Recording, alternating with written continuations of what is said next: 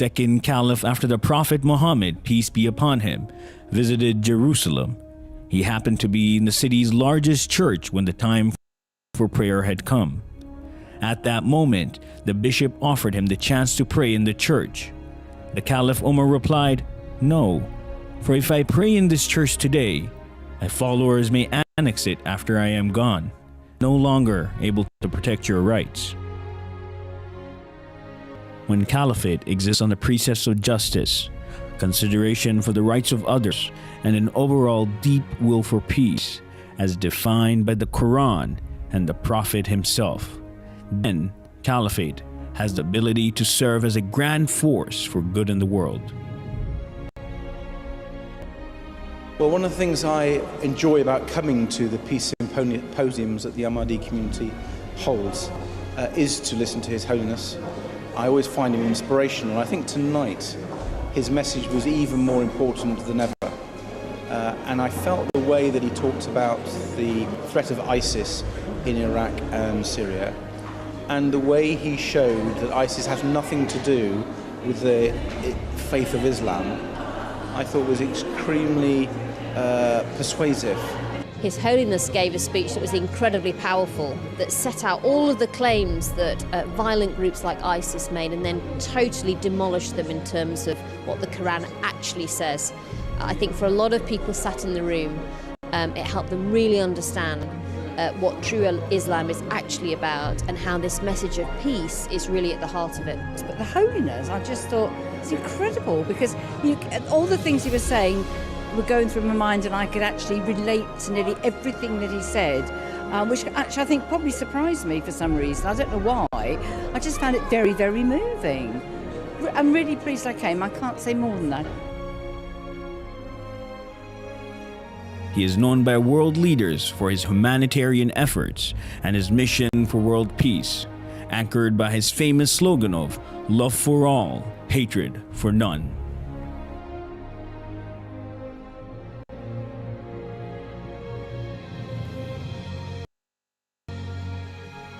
He has traveled extensively to spread the message of peace and to remind everyone to respect the rights of other human beings.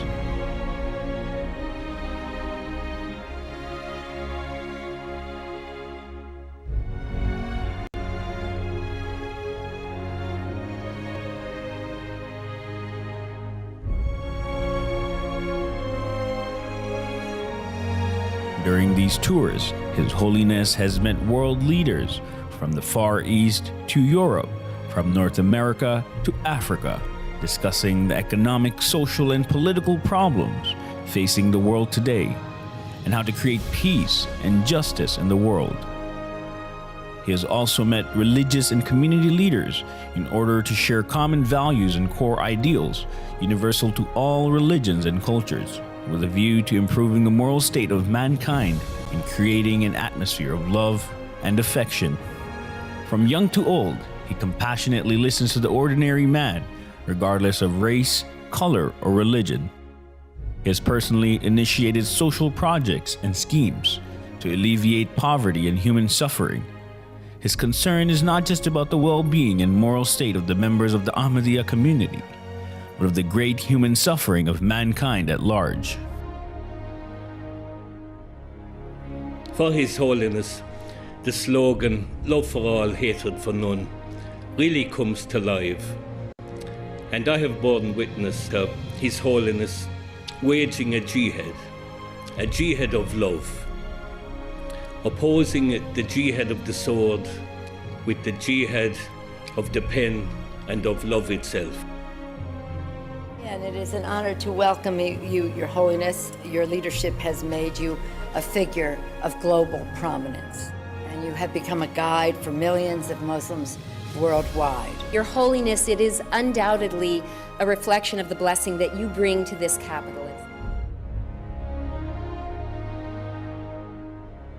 I want to express gratitude for the privilege of appearing here in front of Your Holiness and this assemblage. We're really honored you're here.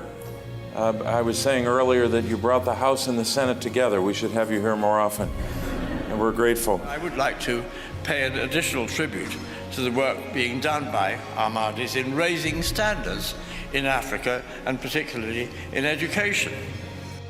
I was reflecting when I had opportunity to learn more, Your Holiness, about your service, particularly about your contribution to the people of Ghana in the late 1970s and early 80s. And it reminded me of something remarkable that happened here in our great state a few years ago in Death Valley. You may even recall this. In the winter of 2004, there were 7 inches of rain that fell on Death Valley. A few months later, the spring of 2005, the entire valley was carpeted with flowers. And it was just a reminder that Death Valley wasn't dead, it was dormant. It was waiting for the seeds of possibility to be sown. And I think about, Your Holiness, the extraordinary work you did in Ghana, particularly your agricultural commitment, bringing wheat to the people of Ghana. It had never been done in the history of that country. You sowed the seeds of it, and it's a reminder to all of us as we deal with the issue of ignorance and poverty and disease, as you have committed your life to, that when the right conditions come along, success is irreversible. It's inevitable. Success simply will find its way. For all the events you go to, you will seldom see the golden key presented. Today you will see the golden key presented to you, Your Holiness. I've seen 4 keys to the city given out in my 12 years as a city council member, and this is a very special honor indeed that is reserved for the most special of visitors. This hand shook the hand of His Holiness. I was just thrilled.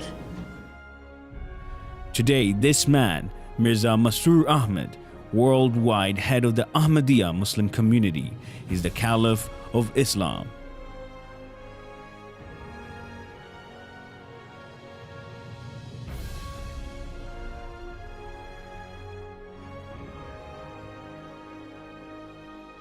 His followers number in the tens of millions, spread over 200 countries across the world, making him the leader of the largest single group of Muslims in the world who follow one Imam. The Caliph, who has spoken at Capitol Hill, the British Parliament, the European Parliament, and has held court with dozens of world leaders, is celebrated as a champion of peace by leaders across the world.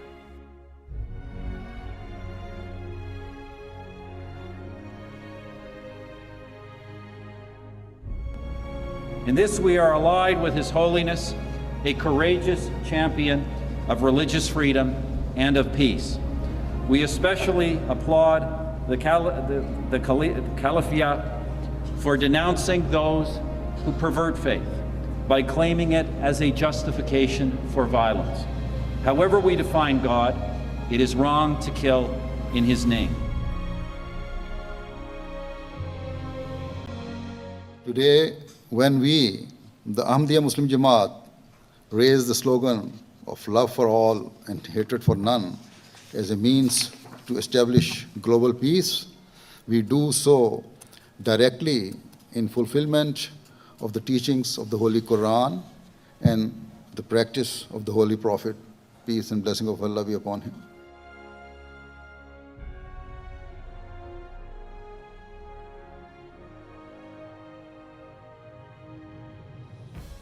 I will, God willing, always continue to carry out my task and my responsibilities of promoting peace, tolerance, justice, and compassion to the corners of the world. I will continue to tell all people that in order to be relieved of the pain and suffering that we face today, we must adopt true justice and equality.